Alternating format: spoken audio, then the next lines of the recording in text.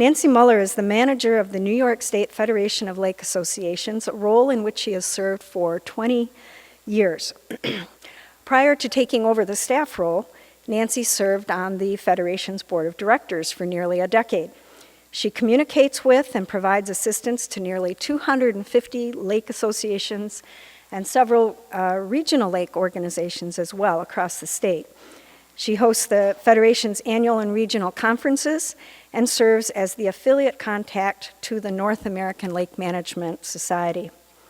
Nancy is also the assistant coordinator of the Citizens Statewide Lake Assessment Program, commonly referred to as CSLAP, in collaboration with the New York State Department of Environmental Conservation. This year, more than 150 lake associations across the state are participating in the program, and more than 400 volunteers are collecting samples on 178 sampling sites, and that includes our own Chautauqua Lake. Nancy grew up on Lake Champlain in northern Vermont, making her very familiar with large lakes that have complicated lake management needs, just like Chautauqua.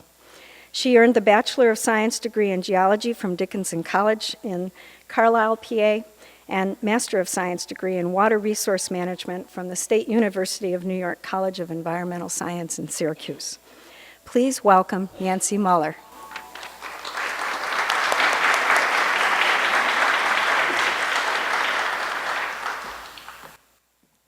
Thank you, everyone. It's really exciting to be in Chautauqua Lake. I've been looking at CSLAP data for this lake for 20 years. I can finally cross seeing the lake off the bucket list. But thank you also for really caring and being here today because you care about Chautauqua Lake. So just a little bit of background information about the New York State Federation of Lake Associations.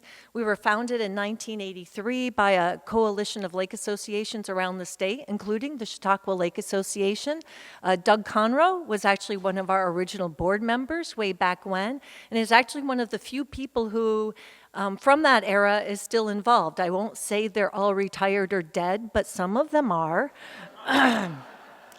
But we were actually formed to create the Citizens Statewide Lake Assessment Program. Other states had volunteer monitoring programs, including Wisconsin, Maine, and Vermont, and people in New York wanted to get one going. That began with a pilot in 1986 on 25 lakes, including Chautauqua, and we have since grown to over 150 lakes this season. We do also have annual and regional conferences. Big plug for the Western Regional Conference on October 18th at Cuba Lake that is coming up. We do a lot with invasive species. Dam safety has become an issue with new regulations in place for lake associations that own their dam. We are the affiliate of the North American Lake Management Society, and we have newsletters and do lots of education, and we've also produced 2 issues of a book called Diet for a Small Lake. If all of you have read this book, I can leave right now. Everything that you need to know is in the book, sort of. You there? Except that it's really geared towards small lakes. And obviously, as you know, Chautauqua is not a small lake, it's a large lake. In fact, it's kind of like 2 large lakes put together with a large watershed. And large lakes really have unique challenges and problems, and they're a lot harder to fix once they're degraded. So the first thing I'm going to tell you today is I don't have a magic wand. I can't fix Chautauqua Lake. And it's going to be very challenging, and it's probably never going to end. Taking care of this lake will be around for as long as people are here and as long as the lake is here. So, Doug asked me to talk about lake management, and the first thing I had to think of, well, what is lake management anyway? Well, what really defines lake management? And as you all know, you're not a stranger to this, and I know that Fred Lebno is going to touch on it more. People on the landscape do things on the landscape, we deteriorate our watersheds, and we cause deterioration in the lake. But specifically, when we really think about the problems in our lake, what gets our attention? Weeds get our attention, and algae gets our attention. And so we talk about nutrient impairment because it's the phosphorus and the nitrogen going into the watershed that causes the algae to grow and causes the plant to grow. And those are the things we tend most to want to get rid of. So, how do we make New York lakes great again? And the real question is, can we restore a lake in a watershed that looks like this? And you probably can't even see the lake there. This is Mohegan Lake down in Westchester County. The lake is chronically green, so it looks just like the rest of the watershed. And can we make it look like a lake like this? This is Racket Lake up in the Adirondack Park, a mostly preserved state land forested watershed. The problem with lake management is that it's a little bit science. So we have some data. We know how much chlorophyll is in your lake. We know how much phosphorus is in the lake. We need to implement some policy to try to fix that lake. So we have things like TMDLs and watershed plans that you're not unfamiliar with. It's part economics. What's it going to cost to fix this lake? And there's a social problem. Do we get people to change their attitudes and the way we work in our watershed and live and play in our lake to make those changes happen? And as you have learned here at Chautauqua Lake, there's a bit of a tug of war between all of those things. And the other problem is we have a little toolbox, and the toolbox for fixing these things really isn't that great. So when we talk about lake management, we talk about point source management, so things that are coming out of a pipe into a lake. Back in the old days, it was a little bit easier. Those were industrial discharges. Now we tend to think more on the sewage treatment plant line. I'm going to touch on that a little bit. We have non-point source pollution, which is a lot harder to deal with, and we need to deal with the degradation in the watershed. This is Cayuga Lake.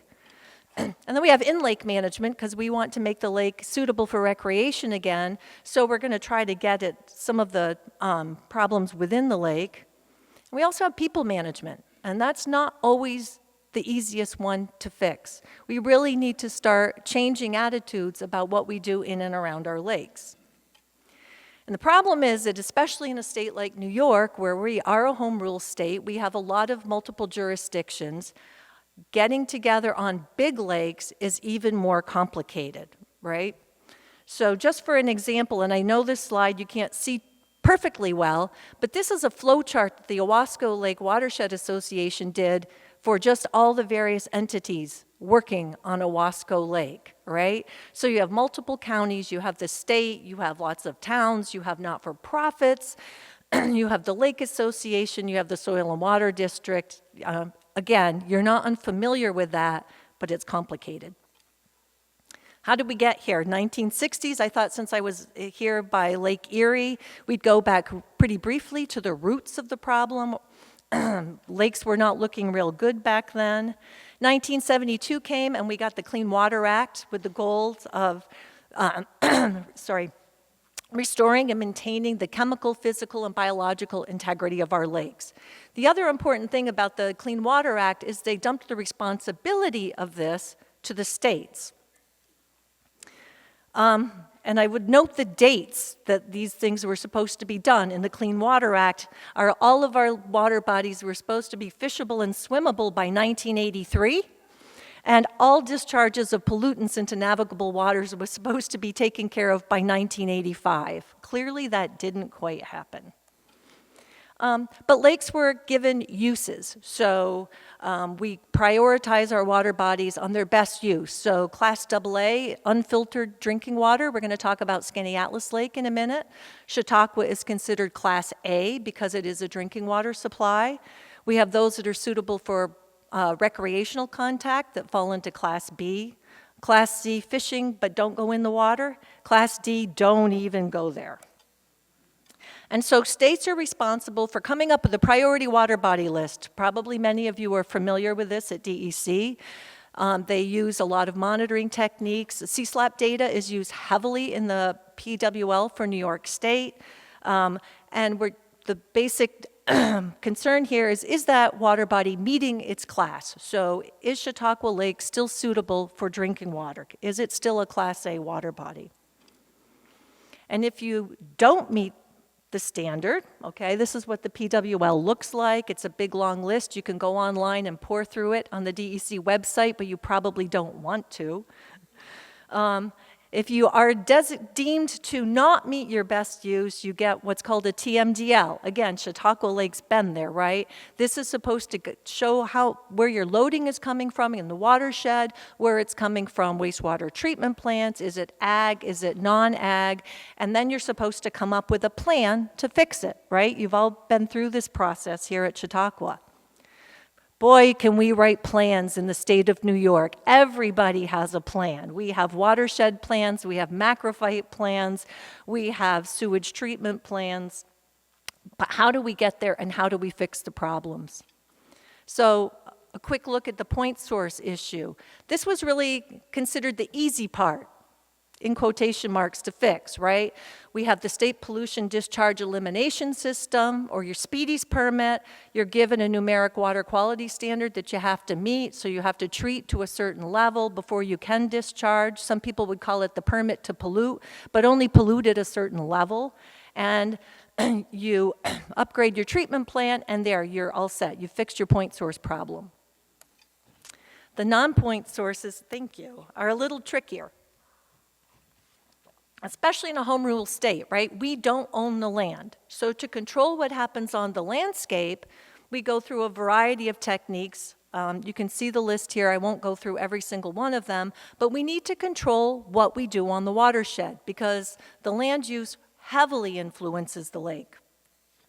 And then we go to in-lake management, things to make the lake bearable while we're dealing with the watershed. So we have physical mechanisms in lake. Again, this is where the tools in the toolbox aren't real good, and they're really not good for big lakes.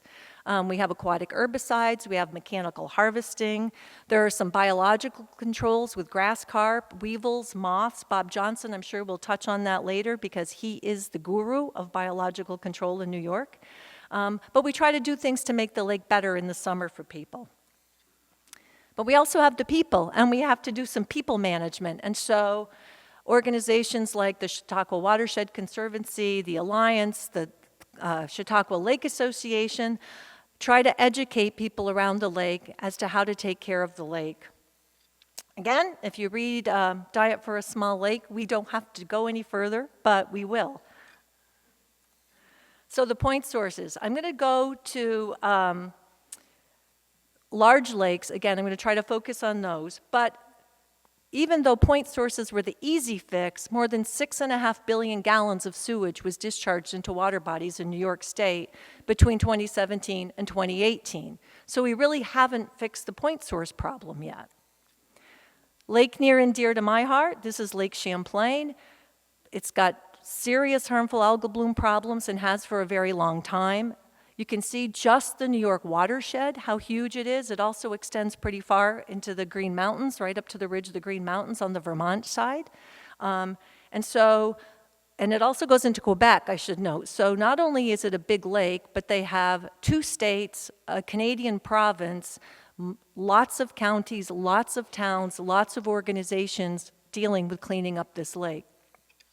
In 1990, the federal government came up with the Lake Champlain Designation Act and created the Lake Champlain Basin Program. It required them to write a State of the Lake report every 3 years. They've spent hundreds of millions of dollars to clean up Lake Champlain. It's not getting better. Water quality is continuing to deteriorate. We're going to look at just the phosphorus loading for just New York wastewater treatment plants, okay? It's only 3% of the loading of phosphorus. Total phosphorus loading is 922 metric tons a year. Just from New York, just wastewater treatment plants, it's 31 metric tons per year. But that's only 3% of the phosphorus. Most of it is because they're using combined sewer overflows. Okay, if we have our storm sewers combined with our sanitary sewers, we get a lot of rain, the system can't handle it, and it discharges to the lake. I couldn't find numbers for the New York side, but on the Vermont side last year, they had 111 spills. Over 35 million gallons of water went to Lake Champlain or its tributaries, and almost 13 million went directly to the lake. Again, that's only 3% of the loading to Lake Champlain. How are they going to fix that? Burlington, Vermont being probably the largest culprit in this. they finally approved a $30 million bond to upgrade. Again, $30 million to fix just a very small percentage of the problem. On the New York side, the town of Mariah just got a $2.5 million grant. The town of Westport just got an $800,000 grant. And then there are 5 smaller communities that got money, $35,000 apiece, just to study the problem, not to fix it. There's a similar problem happening over in Syracuse on Onondaga Lake. Onondaga Lake is pretty famous. It's actually the only lake to be put on the Superfund site. That's actually for industrial discharges to the lake. But in addition, the metro plant in Syracuse has a lot of overflows. And so the city of Syracuse is actually under a consent order to take care of the problem. And instead of trying to replace all the sewer pipes and separate the storm sewers from the sanitary sewers, they're taking a little bit of a different approach. So they're trying to save the rain. They're doing a lot of green infrastructure projects, porous pavement, rain gardens, bioswales. They are putting in a couple mini package treatment plants to try to capture that rainfall before it overwhelms the system. Again, though, it's not cheap. They've spent almost $41 million so far to put in 180 projects, but they are capturing a lot of the rainfall. At least the numbers right now, they think they're getting about 200 million gallons a year. So it's working. In addition to that $41 million, they have a community rain barrel project that's about $36,000. So it's not cheap. Ounce of prevention is worth a pound of cure. And that comes down to land use. If you look at in New York State, where we have impaired water bodies, it's pretty easy to see that the good lakes are in the Adirondack Park, where the land is mostly protected. The Catskill Park, ditto that. And if you could look at the patterns of development through the Mohawk Valley, the St. Lawrence Valley, the Champlain Valley, and out across the Thruway Corridor, that's where we have problems. Western New York, actually, the blank spot there is deceptive only because there aren't that many lakes in Western New York. Where are we having harmful algal blooms? Well, guess what? We have the same pattern. The areas in the Adirondack Park, not that we don't have blooms in the Adirondack Park, but far, far fewer of them, and they're not nearly as persistent, are where we have protected land.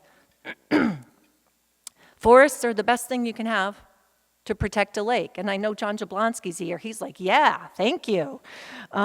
Once you start hardscaping and building buildings and doing things that people do, we start degrading the watershed, and it has a huge impact on the lake. Now, that's what we do, though. We can't just, people say, how do you save a lake? I say, move all the people and plant trees, but recognizing that's totally unrealistic. So even lakes, however, that have lots of forest land and lots of protected land have issues. This is Lake George, another big lake. Only 8.2% of that watershed is developed. They have done a really great project. If you get a chance, I highly encourage you to take a look at the Lake George Watershed Data Atlas that was put together by the Lake George Association. They took a really great look, dug down deep into the data in their watershed. It was a really great project. So what they're needing to do, because Lake George is not without issues, they have lots of invasive species, the water quality is going down, although I would hardly call it bad, but they want to keep Lake George that way. And so they're really focusing on the developed parts of the watershed, and they're focusing on stormwater, because stormwater from development has been deemed the #1 threat to Lake George. Again, though, it's not cheap. Lake George, for a very small part of the loading to the watershed, has spent a lot of money. They had a huge project down, if any of you have been to $1 Million Beach on the south end of the lake, they put in all porous pavement, they've been planting trees, $3 million project. The Westbrook Conservation Initiative, which was just finished up recently, retaining basins, stormwater basins at the old Gaslight Village, if you remember that, little amusement park on the south end of the lake. They've taken that property and they have totally renovated it to be a natural landscape. $15 million. They just got a grant for $86,000 to take out the asphalt drainage swales on Interstate 87, replace them with grass and gravel, and divert some of them away from the lake. That's a lake that doesn't have bad water quality. Honeoye Lake, one of your neighbors, the watershed is 70% forested. Honeoye Lake also has very persistent harmful algal blooms. They're pretty nasty, in fact. But the problem with Honeoye Lake is that phosphorus is coming out of the sediments. It's legacy phosphorus. Their problem is internal loading. They did do an alum treatment in 2006 to try to bind that phosphorus in the sediments. It's a temporary fix. It's extremely expensive, and at least right now it's no longer legal in New York, but that may be changing. There are some projects underway to test it, and they may do it again, so stay tuned there. In the meantime, again, to deal with a very small percentage of the loading, they've taken on what they're calling the Honeoye Inlet Restoration Project. It was initiated in 2016. It's a $400,000 project, and the inlet to the lake had been channelized. It was running through farm fields with tile drains running into it. It was kind of a beeline to the lake for pollutants. They bought the land. They're restoring the meanders in the channel. They're restoring a wetland, and their goal is to reduce the runoff, obviously, to Honeoye Lake. But it's only about 2.5% of the loading to the lake that they're restoring here for $400,000. When you have a big watershed like Chautauqua Lake, the problem is bigger. When you have a small watershed, you'd think it would be easier, but now we're going to go to another lake, Skaneateles Lake. And up until about 2 years ago, I would tell you that Skaneateles Lake has no problems, period. Very low nutrients. They have a little Eurasian milfoil, but not a lot. And mostly Skaneateles Lake was the queen of water quality for the state. We never, ever thought it would bloom. And in 2017, we had a very, very rainy spring, not unlike this year, warning. We had a very, very warm fall. And Skaneateles Lake, those are the stairs going down to the boat launch. That's what I saw on the September of 2017 when I went over there, because people were saying, Skaneateles Lake is in bloom. I said, Skaneateles Lake can't bloom. Skaneateles Lake did bloom. The problem is it's a AA class water supply for the city of Syracuse. City of Syracuse does not filter the water coming out of that lake. That's how clean it is, or was. So to avoid having to do filtration, the city of Syracuse and others, Onondaga County, the municipalities, the Lake Association, have actually been doing lake management on that lake for a pretty long time. There was a Skaneateles Watershed Agricultural Program putting in agricultural best management practices over the last few decades. Septic systems are a big issue on Skaneateles Lake because there are very steep slopes. Traditional septic systems don't really work, so they've come up with some creative engineering solutions to take care of that. And the land trust, the Finger Lakes Land Trust, has been pretty aggressive buying shoreline on Skaneateles Lake. They recently purchased what's known as the Staghorn Cliffs along Skaneateles. You can see it's probably not the most developable land in the world anyway, but it's a great nationally known, if not world-known, fossil locality. So, BMP challenge. You're going to win some. On some parcels, you're going to be able to do restoration.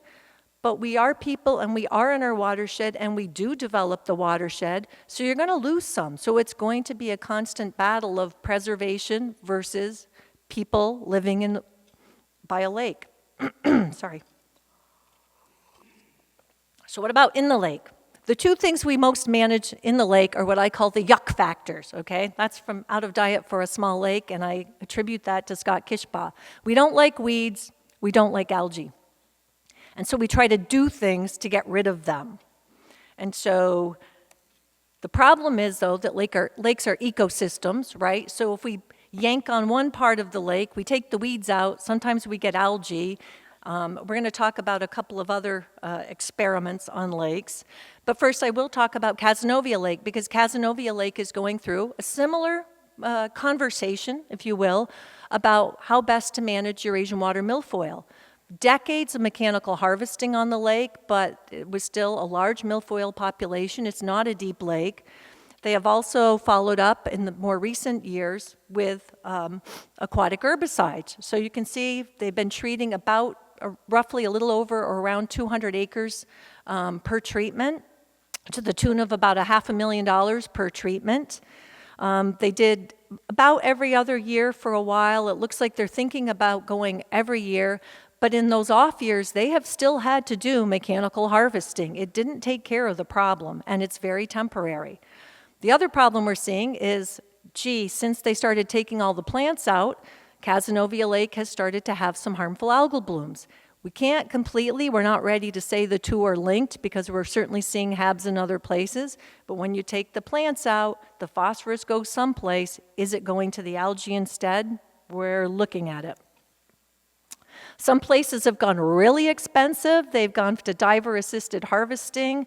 Upper Saranac Lake, 3 years, $1.5 million to hand-pluck the lakes with scuba divers, hand-pluck the plants with scuba divers. Suction harvesting, this is actually a great success story. Lake Wacabuck down in Westchester County trying to get rid of Brazilian elodea, which is a aggressive invasive plant. They had a small patch of it that was discovered in 2008. They actively went after it with suction harvesting, and they did get it. It's gone. It's no longer found in the lake. Biological control. Bob Johnson's here. He can do this slide probably better than I can. But Lake Bonaparte, it's not a huge lake, but it's not a small lake up in Lewis County, up near Fort Drum. They got milfoil in 2001. The weevil was there. Bob went up and said, you might be able to up the populations. EnviroScience came in. Bob went back out, but they didn't really see a huge increase in the population. And so there's some question, were they being eaten up by the bluegills? Similar story on Lake Moraine in Madison County. This is the lake that has done everything. This lake has been so manipulated, I don't know what else they could try. So I call this, there was an old lady who swallowed a fly lake. They've got milfoil, they stocked weevils, they've done herbicides, they've done lake drawdown, they've done mechanical harvesting. But I think the funnier story is the biological control, because they stocked the weevil to eat the milfoil, but the bluegills ate the weevils, and now they're stocking walleyes to eat the bluegill fry. We'll see. But they also still have algal blooms. Grass carp is something that hasn't been used a whole lot lately. It was a big thing in the 1990s, but they tended to get overstocked. Auger Lake up in Essex County, because they're in the Adirondack Park, the Adirondack Park Agency wouldn't let them put too many in, and so they actually like them, but they don't have a huge milfoil problem to begin with. Song Lake in Cortland County, Region 7, let them put in probably more than they should have, let them restock. They're desperately trying to get them out. They're causing all kinds of problems. Song Lake is actively seeking bow hunters to take them out of there. Adirondack Lake, similar story to Song. It's so bad, they overstocked so much that when Scott Kishbaugh from DEC went up there to do a plant survey, there weren't any plants left in the lake, period. There are no plants left in Adirondack Lake. They are also actively seeking bow hunters to take them out of there. In lake, algae control. So now we're back to the algae. We've been through the weeds. There are lakes in this state, notably in Westchester County, that copper sulfate the heck out of their lakes every 2 weeks all summer long. The problem is that copper is toxic to benthic organisms, right? So we're back to lakes being ecosystems again. We tinker with one thing and we mess up another thing. And so DEC is starting to crack down on the use of copper sulfate, or at least the use of it every 2 weeks for 20 years. Hydrogen peroxide is an alternative. It hasn't been used a lot in New York yet because it's expensive, but DEC is starting to suggest a switch over to peroxide. And then we have the nutrient and activation products, alum being the most used. There's also a product called Phoslock that's a lanthanum-based product. Again, not used in New York very much yet because of permitting issues. They're not registered pesticides in New York, and DEC's theory is if it's being used to kill algae, it's an algicide, and it has to be a registered pesticide. But there are some projects underway some pilot projects. DEC may be rethinking the permitting. There's solar-powered circulators that did not work well on big lakes. Canisius Lake tried to use them. It was pretty much a bomb. They only did it one summer. There have been a couple of experiments with the ultrasonic algae devices that have not gone well. Canisius Lake last summer, and DEC also had a pilot study. Pretty limited area of influence and didn't work too great.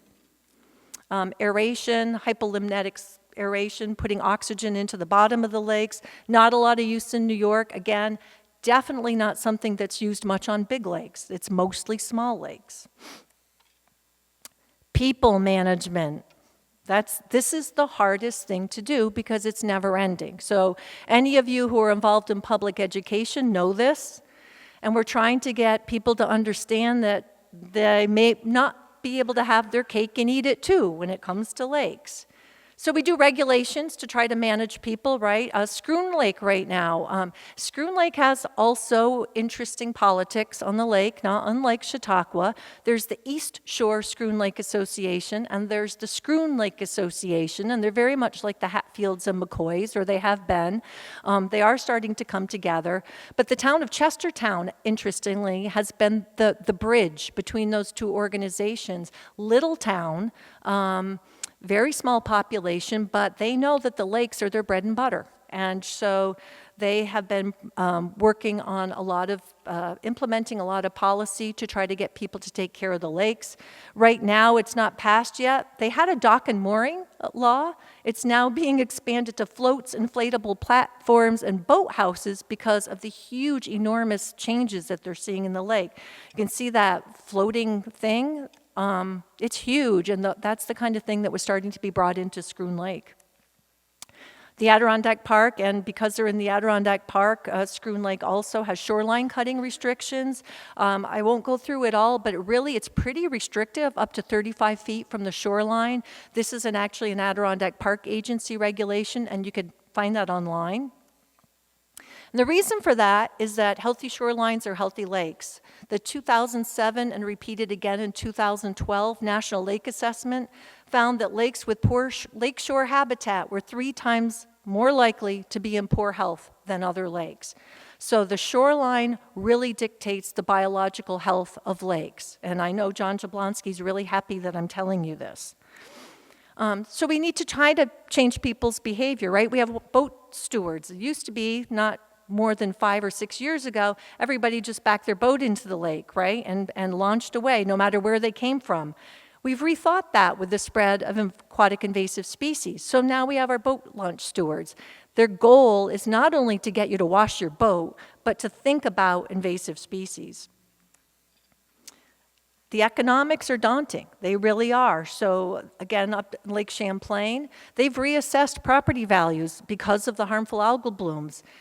Georgia is not a big or wealthy town. It's a very small rural town, mostly farming community, except for the shoreline of Lake Champlain.